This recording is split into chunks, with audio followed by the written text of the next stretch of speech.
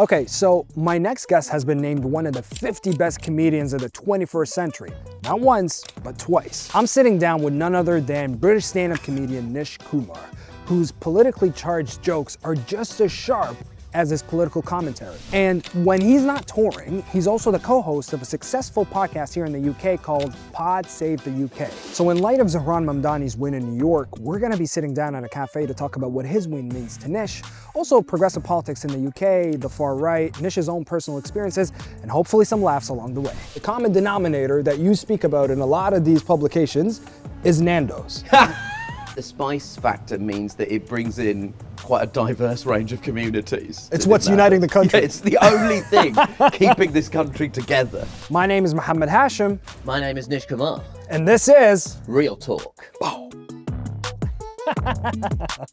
Nish Kumar, thank you so much for coming on Real Talk. Thank you very much for having me. I'm happy to be here. No, it's such a pleasure. You know, as I was reading, the first thing that came to mind, you wanted to be on Hot Ones. You know, you said that that was a dream of yours. And at one point I was like, you know, I really want to make this happen, but it's early in the morning. Yeah. I was like, should I just bring a bunch of wings and then just start it from there, maybe slide the interview? I really, really love hot wings. And so the idea that you could do a chat show where somebody was preparing you hot wings was so appealing to me. Yeah. Like a few years ago, I did a sketch for a platform that no longer exists, so there's no point in Googling it because you can't find this anywhere. But we played a game of historical hot ones, Yep. where we ate wings commensurate to the historical spiciness of statues from across the United Kingdom. And it meant that I tried the bomb. The bomb, you actually tried it, the sauce, right? It's one of those things where you're like, it's not even pleasurable. I haven't gone that far yet. It's you have no and the thing is, it keeps on recurring. Like I've never taken LSD, but it feels like the closest I'll ever get to taking LSD. It was like I was like Homer Simpson in that episode where like I was hallucinating a coyote voice by Johnny Cash. Like it was that level of like, it was so hot that I saw through time and space. You would be great on that show, though. Like, I could picture, you know, when the Next Up thing loops on YouTube, and you have Kevin Hart or Jennifer Lawrence or something, and then Next Up, it's Nish Kumar. Sub guy. You know, on this topic, before we get to Mamdani, and I ask you about it, there is something I need to understand, Nish, because as I was reading up on you, just about your upbringing and stuff, and looking up previous interviews, the one thing, the common denominator that you speak about in a lot of these publications is Nando's. And you need to, okay, I really need to understand. I'm not from the UK, if you haven't noticed by now. But the accent was a bit of a giveaway. Was it? It was a little bit of a giveaway. I need to understand, what is this whole thing with British people and peri-peri chicken from Nando's? I don't get the Nando's obsession. And I feel like you'd be the guy to break it down. And listen, I've done a decent amount of travelling in the world, and people will often say, why are you all so obsessed with Nando's? I think I'm obsessed with Nando's. Like, I remember my first Nando's. Like, I truly... It's it's a seminal moment for me. I was in a shopping centre in Finchley, and we saw this, and it said, like, hot chicken. And I was with my family, who are famously brown. And... my dad can't eat anything. Like my dad likes going to really nice restaurants, but like your standard readily available British food or fast food will, and I'm quoting directly here, block me up for the month. So he just can't countenance it. But we went to Nando's and my entire family loved it because it was spicy. Like the hot sauce at Nando's is actually legit spicy. Yeah.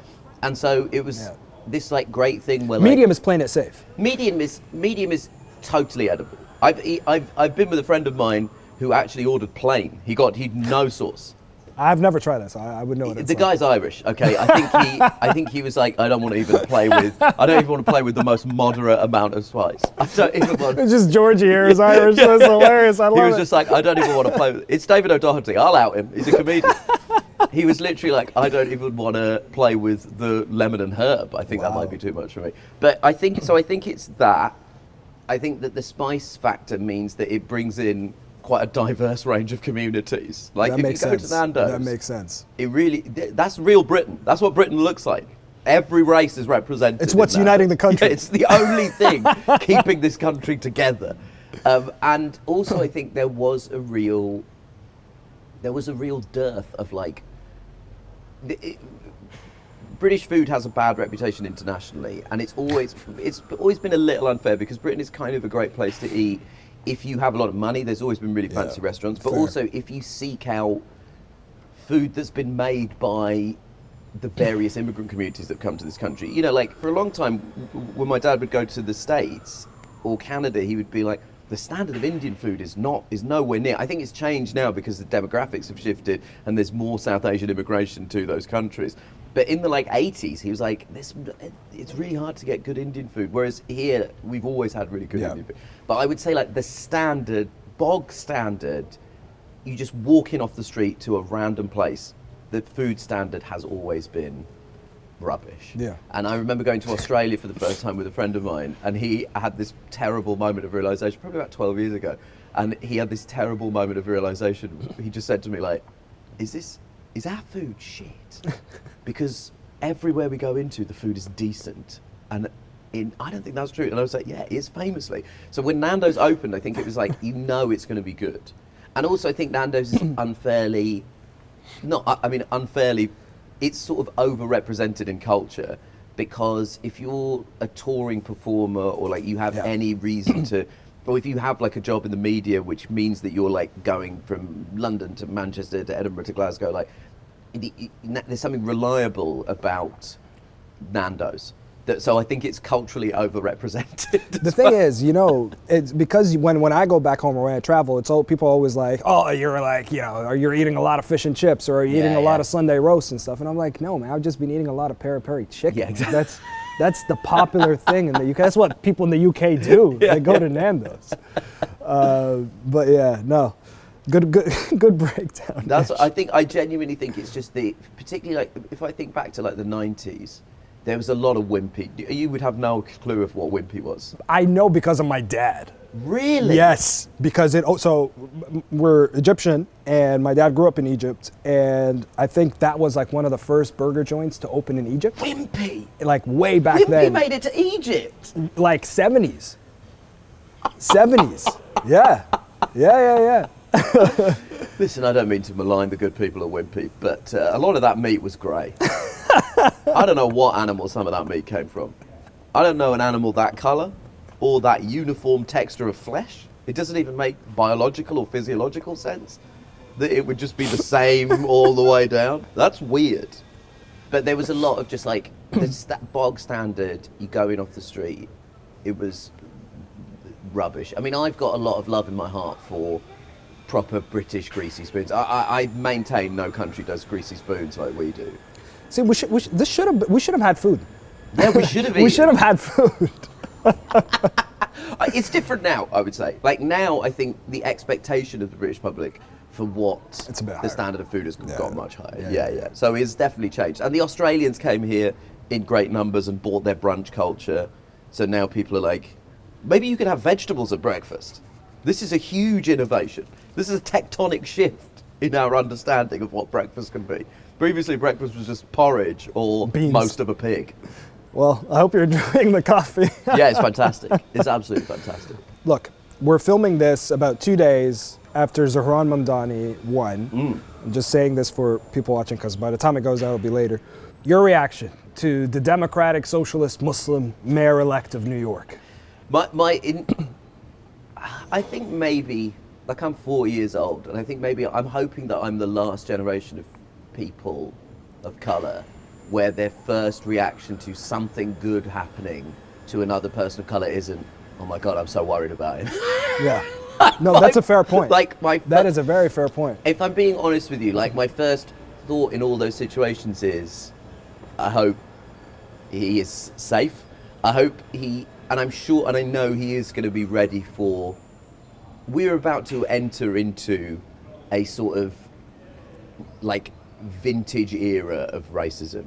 Because, I mean, we've sort of seen it having a Muslim South Asian mayor in London. Yeah. you know, you see the kind of bile that's poured out, and you know, I think that is going to be complicated and tricky for him. I mean, obviously, he ran an incredible campaign. You know, he ran an incredible campaign. His communications were incredible.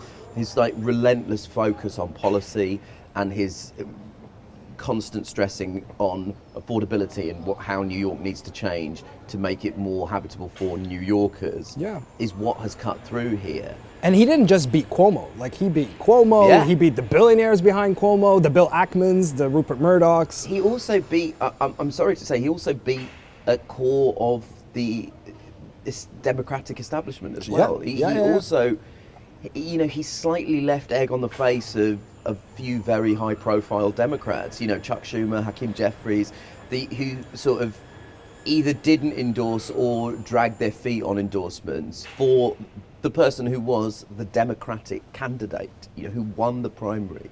The machinery of the party seemed so reluctant to throw its weight behind him, and now it leaves them, you know, kind of embarrassed a little bit. But yeah, incredible campaign. He's a phenomenal communicator. What do you think the reaction in the UK is? Like, from the few conversations I've been having the last couple of days, maybe. Like, what is the sentiment in this country? There's an interesting reaction here because the immediate pivot is to, why can't we have our own Mamdani, or who is our Mamdani? And I think some of that is interesting. Some of that is, sometimes in comparisons between the US and the UK are really interesting and really can inform how we should be doing politics in this country. And there are other times where you think, I don't know how useful that conversation is sometimes. Like, I don't know how useful it is for us to be talking about, do we need our own Mamdani? Because I feel like that... Well, that's happening with Polanski, isn't it? They're labeling him as the UK Mamdani. They definitely are, right? And, you know... But I like what you're saying in terms of, like, I don't know if this is useful for the UK. Yeah. Like, what do you mean by that? I think that there are sort of political and like cultural differences within our politics that mean that it's not easy to make a straight transition from we just need a UK version. You know, it's not The Office. You know, you can't just sort of remake it from one country to another. Like, there are... I mean, wait, so Ricky Gervais doesn't show up? Yeah. And even if you are, you have to be aware of the kind of... The big things I think that we can learn from Mamdani particularly are... I think it's time to trust a different generation of political leaders. I think that, you know, I'm not ageist and I'm not in favour of sweeping away generations just because they hit a certain age. But I definitely think it's time that people in their 30s, it's time that people my age were brought into more and more leadership positions in political parties, because, you know, millennials are no longer young people. I'm 40 years old. Right. We are the age of prime ministers and presidents now, and I think it's important to see more voices from those generations be elevated into leadership positions. Not because I think we're particularly a great generation. I actually don't. I'm slightly worried about people like me being in leadership positions, like a whole generation that's defined ourselves through Simpsons memes. I'm not sure that I'm worried about us as political leaders, but we also have a very specific set of life experiences. We've interacted with economic and market forces in a way that gives us a slightly different perspective on them to different generations. And, you know, we're no longer children. We are of age, you know, so I think that hits hard. That hits hard, Nish. Well, how old are you? I'm 30, what am I? I'm 33.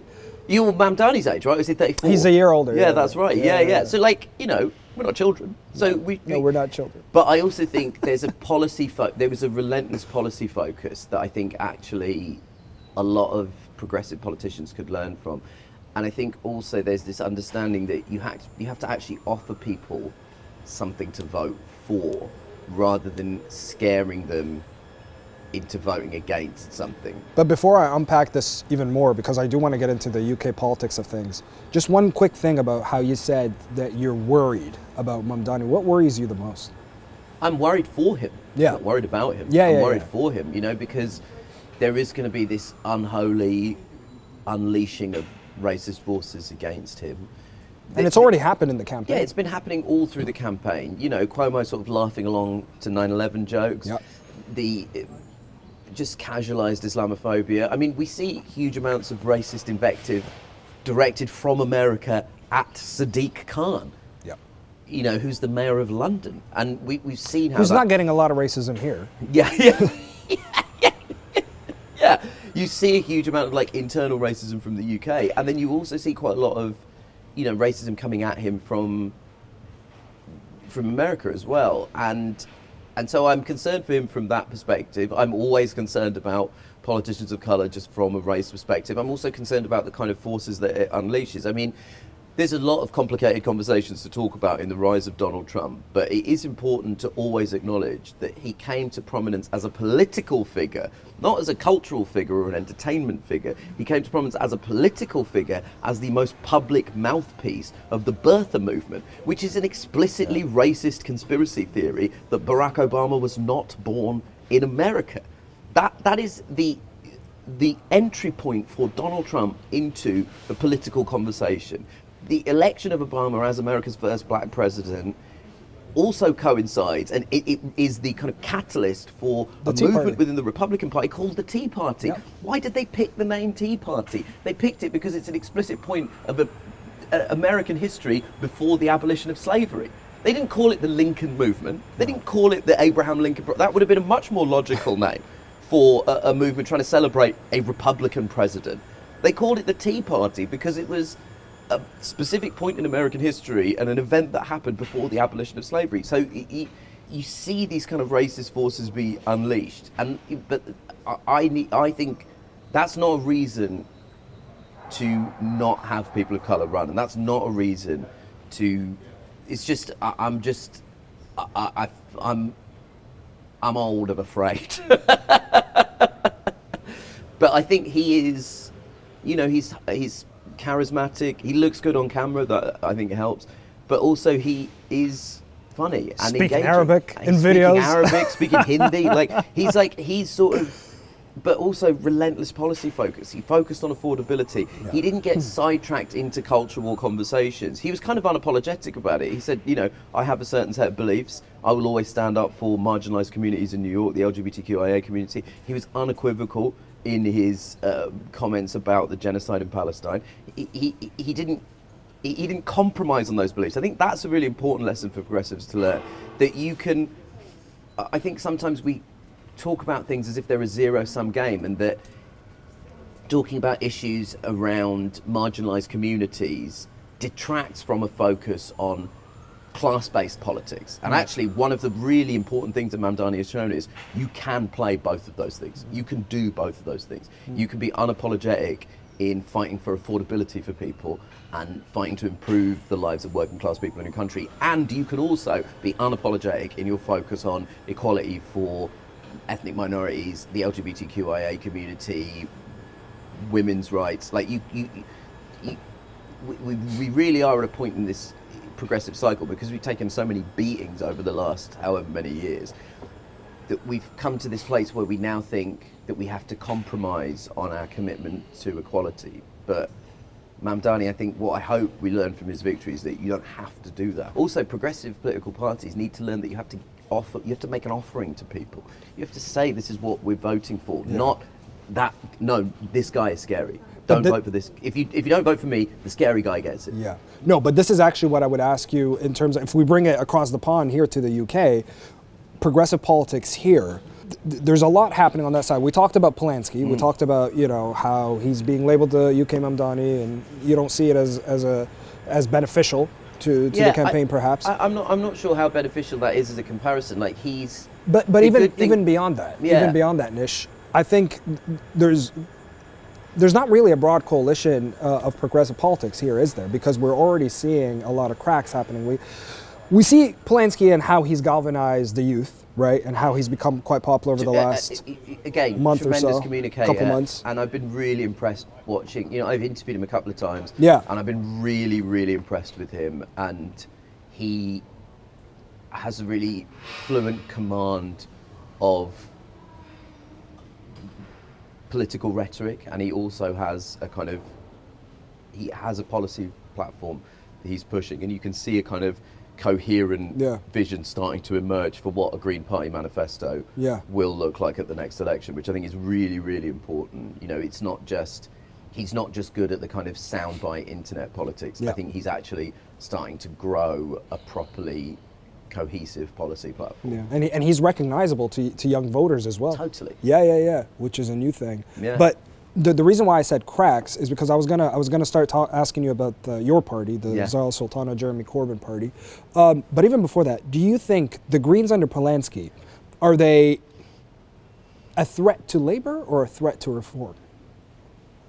Or sorry, a threat to Labour or more helping reform get more seats? Well, this is obviously the conversation we're all having, right? Yeah. As I've used we slightly, you know, maybe slightly lazily. I mean, the progressive people in this country, every conversation I have with all my friends is this going to split the vote and lead to a reform majority at the next election? And I've been able to ask Zahra Sultana and Zach Polanski that to whether their they would faces. join. You know, the thing that everyone is saying right now is don't focus too much on that because the election's quite far away. Your party needs to work out what its power structure is, how it's going to organise itself, what its policy platform is going to be. There's a long way to go. The Greens, you know, Polanski's only been leader. He was made leader a couple of months ago, so he's got a long way to go. There's a lot of road to travel before we get to an election.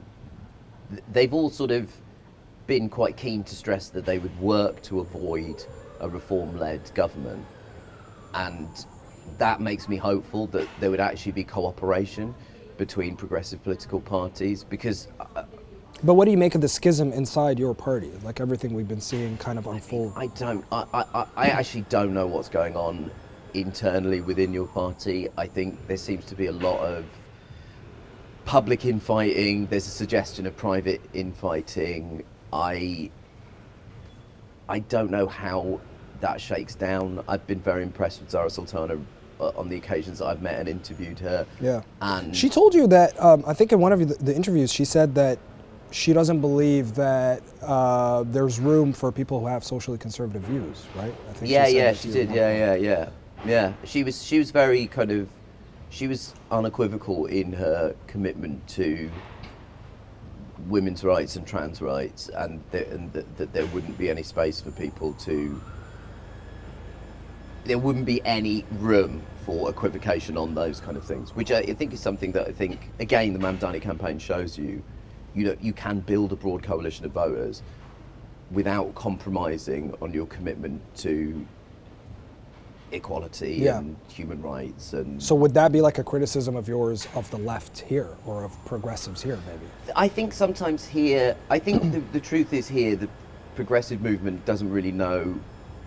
The progressive movement is somewhat rudderless in this country, and has been for the last few years, only because, you know, Corbyn's Labour took such a beating in 2019. There was a kind of schism within the progressive political movement about how to respond to Brexit. You know, Brexit kind of drove a wedge within the two main political parties in this country, and there was a schism on how the Labour Party should respond to that going into the 2019 election.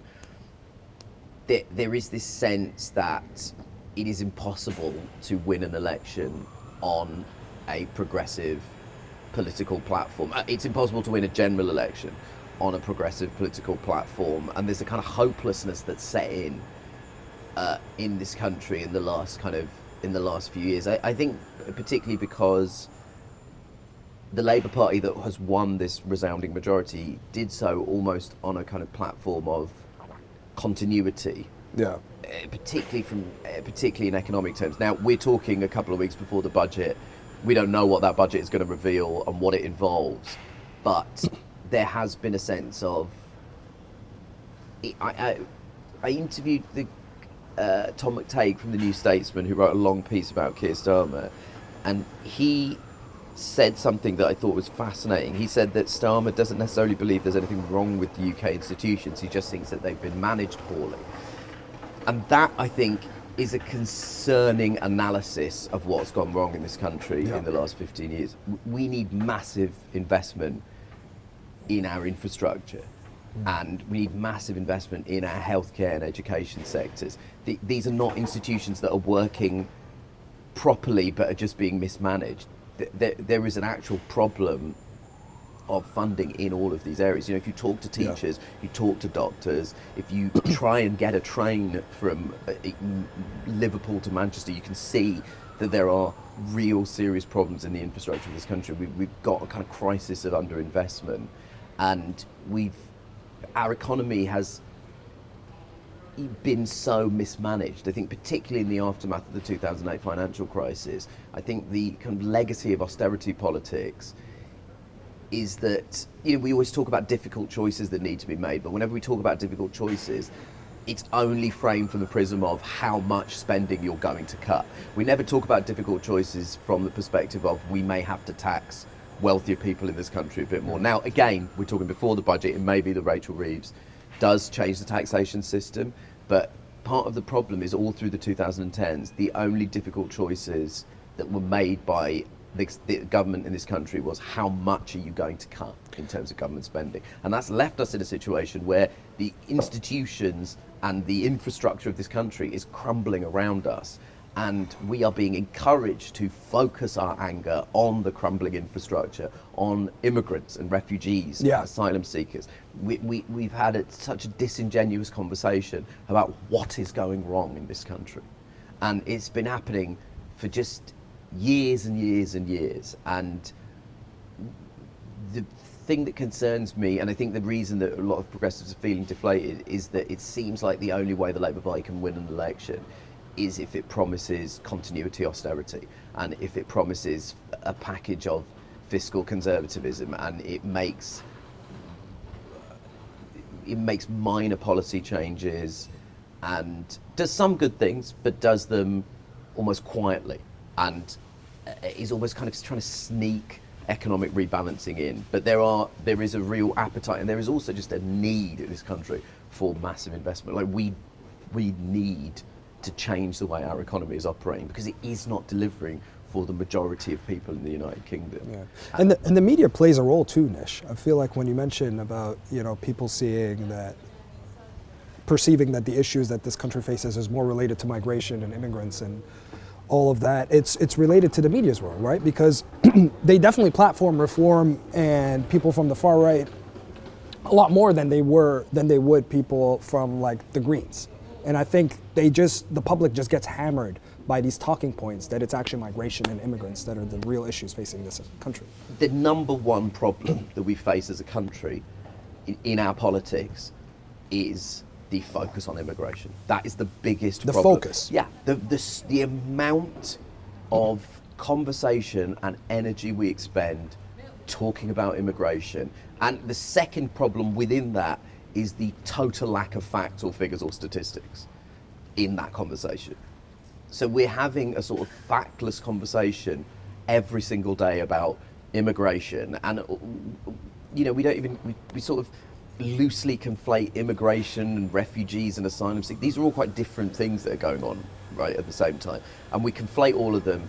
It's a conversation not rooted in facts or statistics. It's a conversation rooted in pure prejudice, and it serves the ruling class to keep powerless people at each other's throats. It serves the, you know, wannabe oligarchs of this country to have white working class people focusing all of their anger and disgust at immigrant communities and refugees and asylum seekers. Do you think the political class is racist?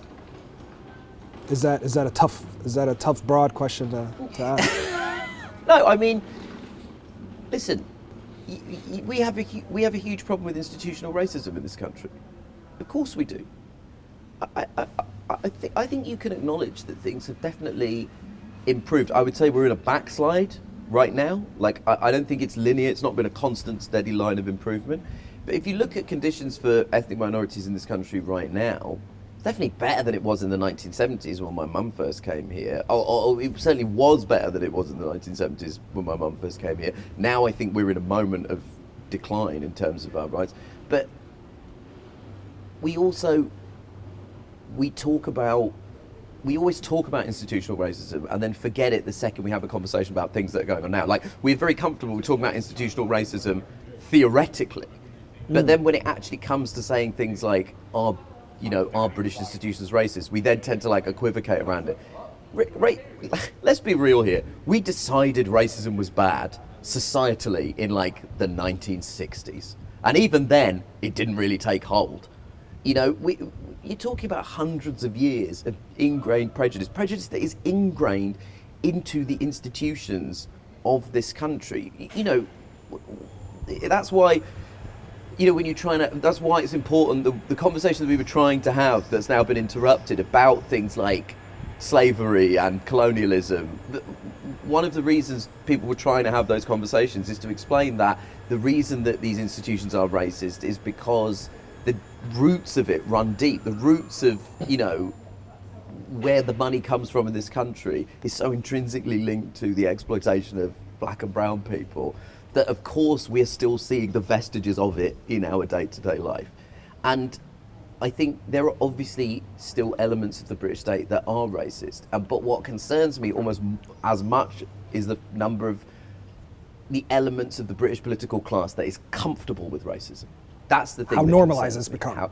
But is also unwilling to, or drags its feet when it comes to standing unapologetically against racism. That's almost the thing that concerns me as much as the institutional racism that's still prevalent. I mean, we definitely got a race problem. We got a race problem in this country, and you try and have that conversation, and you're perennially accused of importing American talking points. But I came of age in this country at the time of Stephen Lawrence. I came of age in this country at a time where John Charles de Menezes, a Brazilian man, was shot by the Metropolitan Police based on what we then found out to be no evidence of terrorist activity. But you're touching on a very important point right now, because I think this is a prevalent talking point here in the UK, especially when you start talking politics, you start talking US politics, and the reaction that you get from a lot of the people is like, and it could, there's some guests I had on the show that said this, but it could also just be everyday conversations where it's like, oh, thank God we're not the US. Yeah. You know what I mean? Like, thank God this is happening over there. Thank God that we're different. Yeah. But is it? I don't know. I always stress to people, Reni Eddo-Lodge's book, Why I'm No Longer Talking to White People About Race, a big part of why that book was such a phenomenal bestseller is because it engaged in a distinctly British conversation about race and racism. And she's an incredible writer, and she was very disciplined in her focus. And she tried to start a distinctly British conversation about the British history of racism. And it's a conversation that we definitely should have. In 2016, a white sitting MP was assassinated by a man who in court gave his name as Freedom for Britain. The white MP in question, Joe Cox, was an advocate of rights for refugees and immigrants. That's an act of far-right terrorism.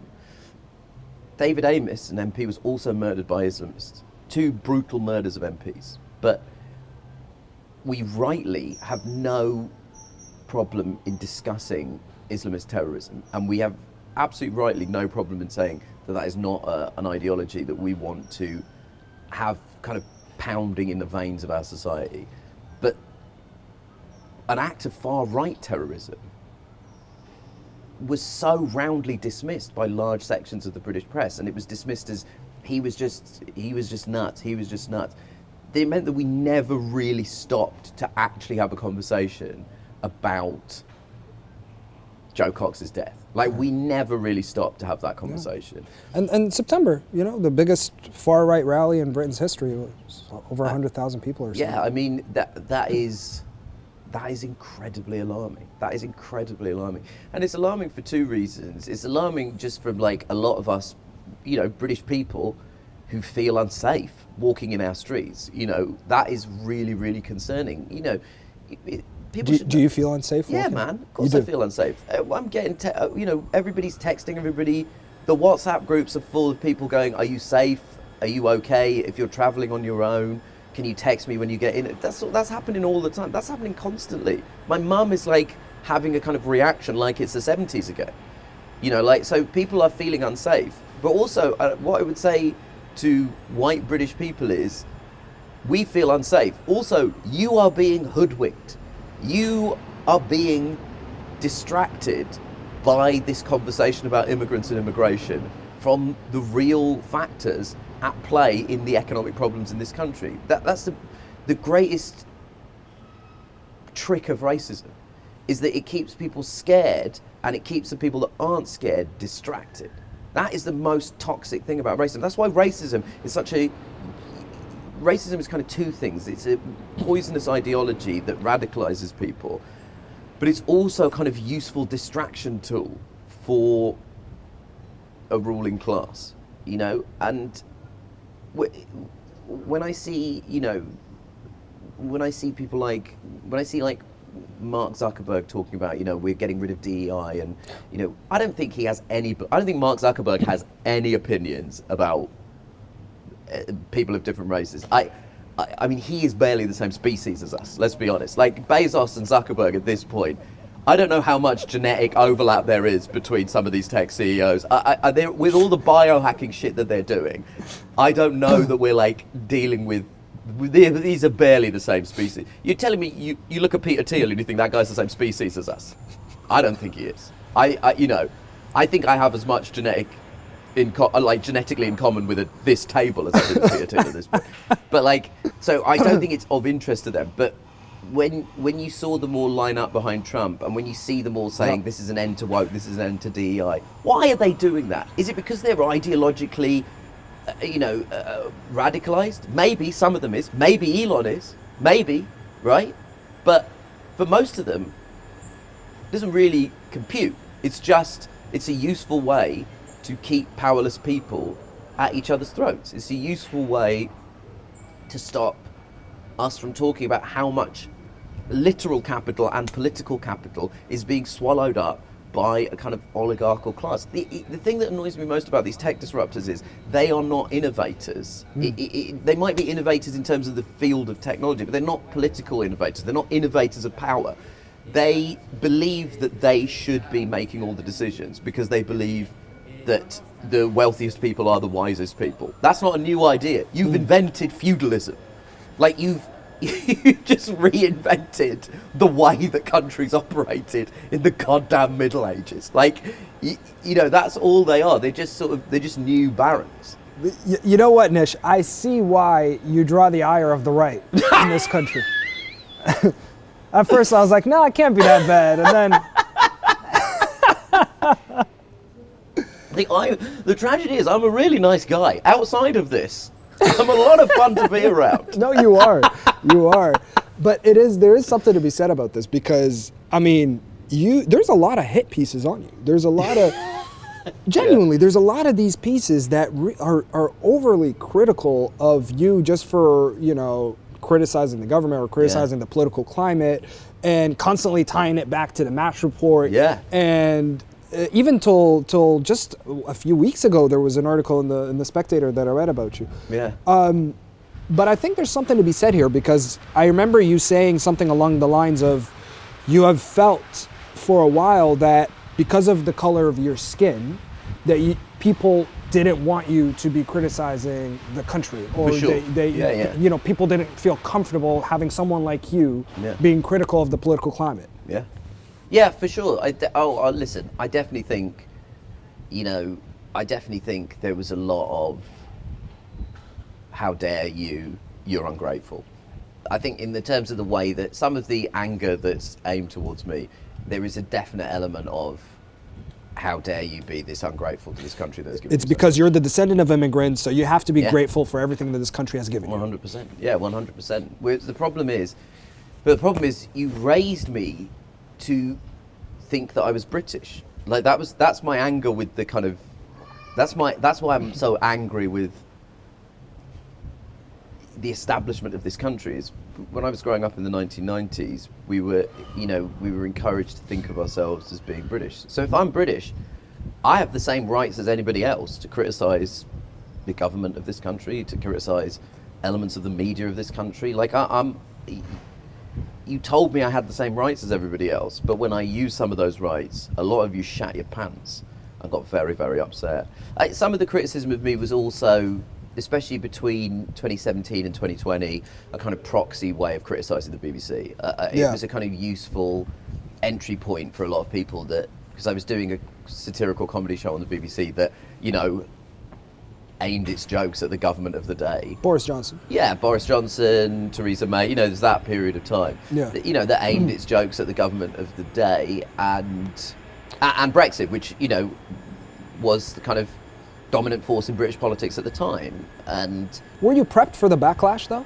Because it seemed to be quite heavy.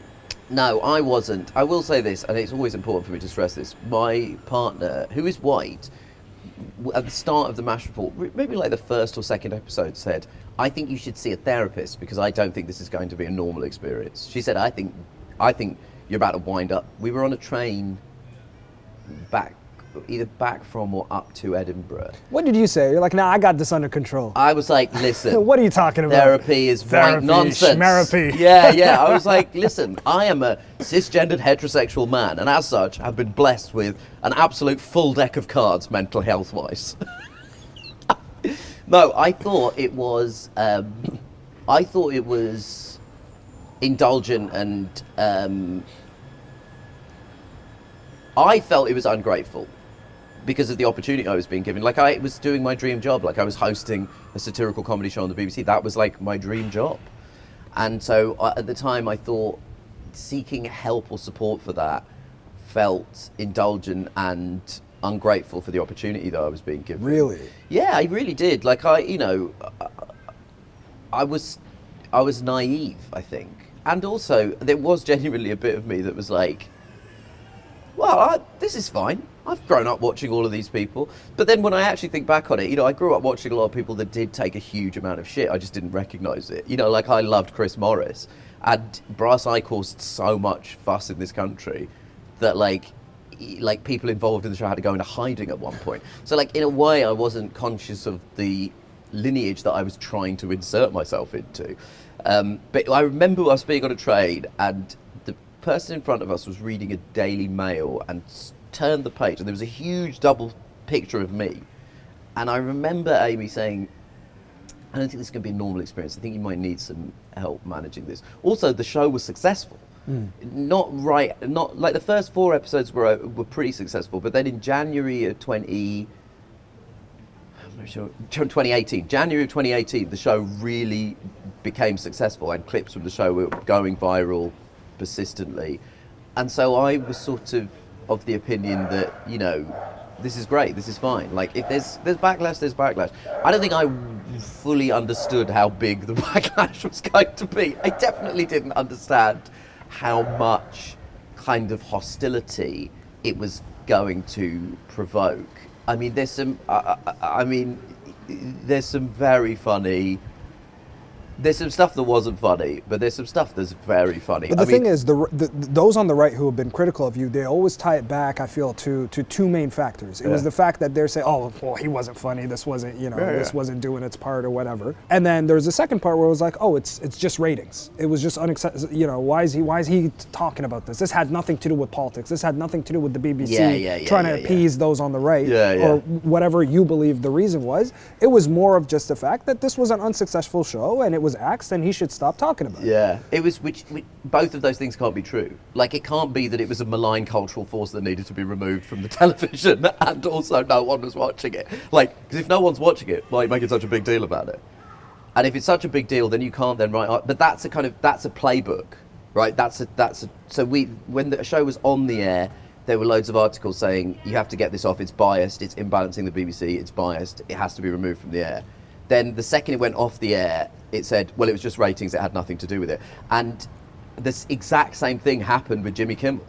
Yeah. There was this whole thing saying what he said is the most offensive possible thing. So then the chairman of the FCC, who's appointed by the president of America, goes on a podcast and says, you know, if they're going to keep Jimmy Kimmel on air, we need to start looking at licenses. So then Disney pulls Kimmel off the air. And then as soon as that happens, JD Vance comes out and says this has nothing to do with politics. It was to do with ratings. It was to do with declining ratings. And this is where you see it as a playbook. Yeah, and I kind of had like a couple of quite fraught conversations with news producers in Britain that week because they were asking me to come on and talk about it, and I was sort of saying like, this is kind of what happened to me, guys. So, and you know, I had people say, no, this is completely different. And I was like, no, this is exactly how it's going to shake down. They're going to say that it was because of Charlie Kirk until the point at which he's removed from air, and then the second that happens, they're going to say it had nothing to do with that. It was all about ratings. Trump said that it was all about ratings the second it come off air. He did, yeah. And all these credulous morons that were trying to talk to me about it in the British media were basically saying, no, it's different because this is a specific thing that's happened. And I was like, no, it's the fucking same. Watch what happens. And then it all happened. And once again, I was right. I've been right maybe 5 times in my life. So I know. This was one of them. Yeah, this was one of them. I know it because it's a weird, unfamiliar feeling. I'm so frequently wrong that occasionally I feel something, go, this feels different. And you go, it's because you're right. Like a stopped clock. Listen, I knew this was going to be like this. But did the BBC ever clarify their position? No. Not to my knowledge. Nothing. No backdoor conversations that you were having at the time when they decided. No, I got an email from somebody saying. I guess I'm trying to dig into what gave you that inkling that it was about politics and not about anything else. Well, to be honest with you, I didn't have that inkling until the Sun ran a piece in the paper saying that the Director General of the BBC had removed the show because of a war on wokeness. That's the inkling. And then I said to them, somebody needs to clarify that this publicly isn't the case, and nobody has. And I've talked about it hundreds of times now in various different interviews, and nobody has ever said anything. And so I don't really know what's going on, like, if I'm honest. It's a weird thing. But I'm proud of the show, and I'm proud of the work that we did. I'm especially proud of the last series we did for the BBC because it was made in lockdown, in kind of the very early COVID lockdown, and everybody was working really hard from their houses, and part of the reason we were able to get cameras out to everybody is because our producers at the time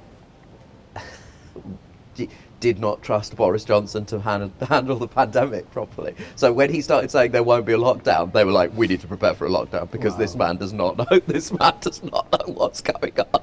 And so that kind of the institutional mistrust of the producers of that show that had been bred really by doing a job where you were reading the things Boris Johnson was saying and doing on a kind of week-to-week basis for your job actually helped prepare us for doing the show in lockdown. I'm gonna read your quote because I did a lot of research, right? I do my research on the show, and I respect it. There's one quote that I want to read up to you, which grabbed my attention. Yeah. As a teenager, I was a real piece of shit. Now, Nish, on this show we try to really understand the person. Yeah. What do you mean by that? What I meant by that was this. The comedian James Acaster says that I always should tell people that when I was a teenager and at university, I was in the debating society. And he says you should always tell people that because he explains a lot about your personality and comedy. One of the most damning things anyone's ever said to me, but it is accurate. I was just very loud and very confident in asserting my opinions, which is not charming. It's certainly not charming when it's a 16-year-old wearing a tea-stained Beatles tie. It's not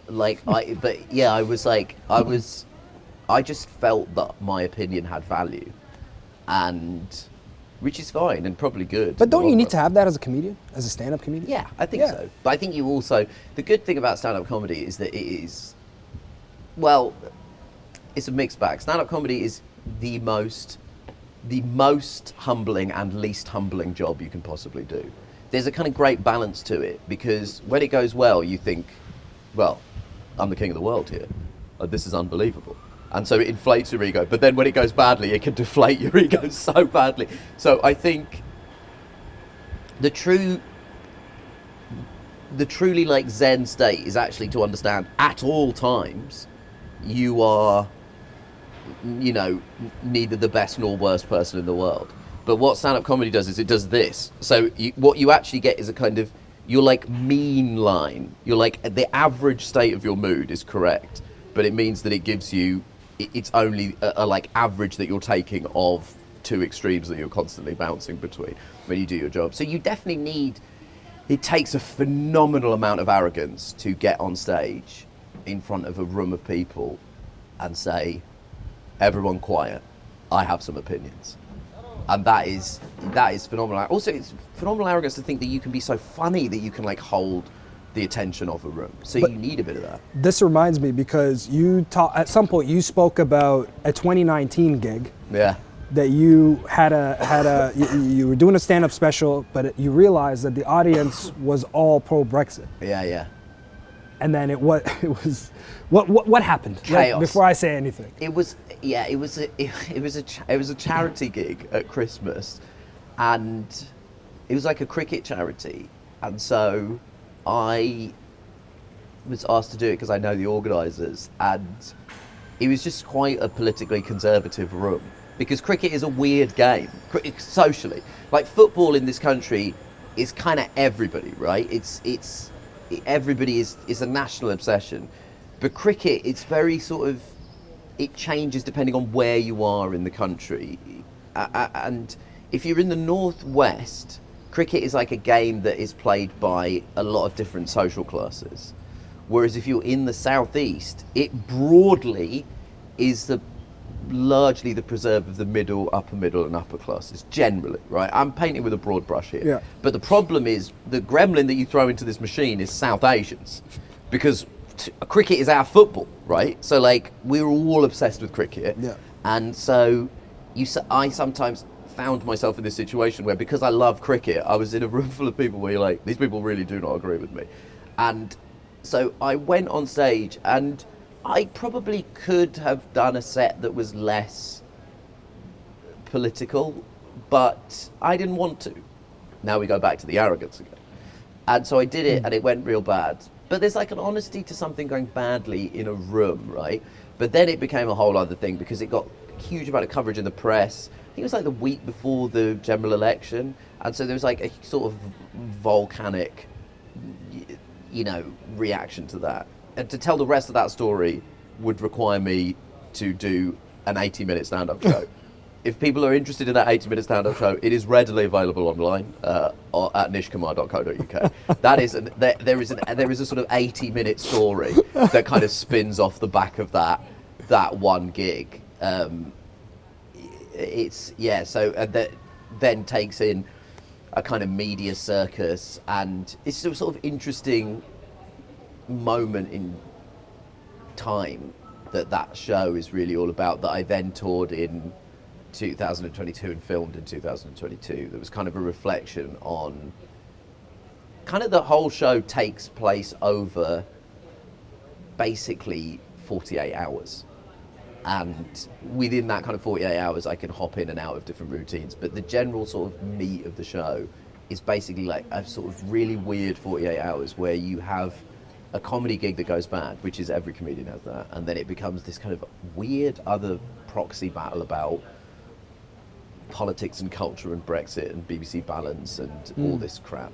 But yes, nishkumar.co.uk slash any music streaming service. The album is available on any music streaming service. Oh man, I'm keeping it together. I'm trying to keep it together, but you know, there's something that I'm thinking of right now. You know, you mentioned earlier how your mom, and I'm sure your dad as well, faced what they faced in the 70s in this country. Now, I know you've spoken about how your parents wanted you to either become a doctor or a lawyer. You're the only one of color, I'm sure, that goes through this. It's a very rare phenomenon. I might be the first South Asian where their parents wanted them to be a doctor. The first one. I'm a pioneer. Yeah, exactly. Listen, we're taking the layers down now, taking the walls down. But is there another element to this? Because obviously, with immigrant parents wanting their children to be doctors, lawyers, engineers, whatever, it's mostly about a cushy life, right? Yeah. Just being comfortable. But was there an element of, because of the racism that they faced in the 70s, that they actually wanted you to be in that profession? Yeah, definitely. When we were growing up, we all sort of just, when our parents would say, you got to be a doctor or a lawyer, we were just like, you don't understand us. You don't understand our need for self-expression.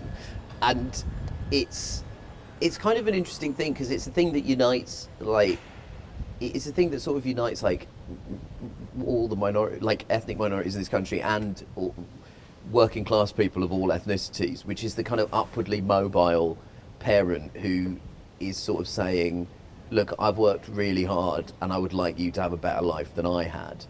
And that is a really common experience, I think, for a lot of people. And the reaction of the younger generation is a tendency towards, well, I must have absolute freedom and I must have my right to self-expression.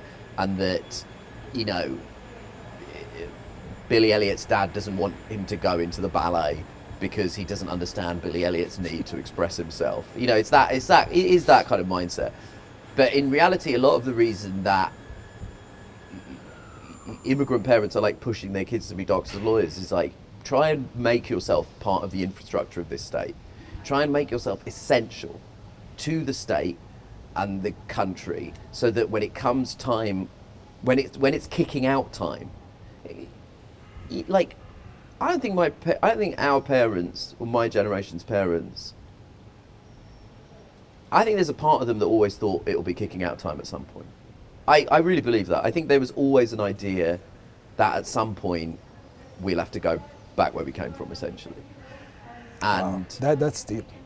I definitely think that, man. Maybe it's just, I don't know what, I think it's probably just like a paranoia. Maybe it's not even a paranoia. Maybe it's like, maybe they always had a transactional relationship with the countries they were immigrating to. Maybe there's also a part of it that was like, look, we didn't come here for the long haul. We came here to make a bit of money and then go back home, right?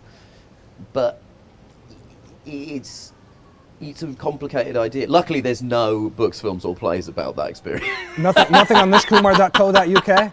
Nothing Luckily, on the website? There's no one has ever explored that in culture. But like, yeah, it is. Look, there's a reason that it's. There's a reason people keep writing plays, books, and films about the same fucking things, because it's interesting and compelling.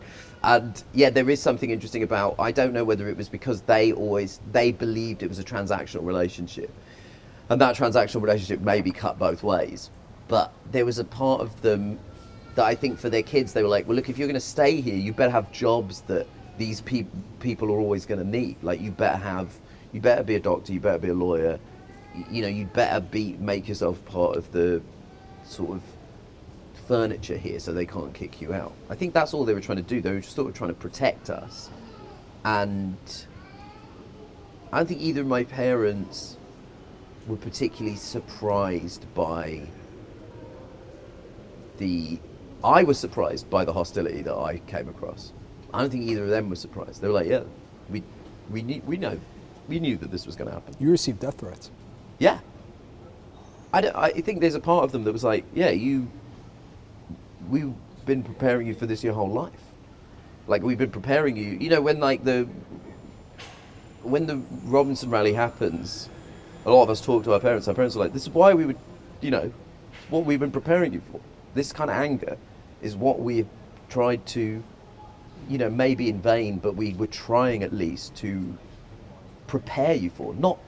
You can't protect your children from everything, but you can definitely try and prepare them. And I definitely think my parents were like, from a young age, were like, don't cause any problems. Don't, keep your head down. Because if your head's above the parapet, it might get kicked off. Like, that's what that is. So there was like, that was part of their mindset, I think, in some ways.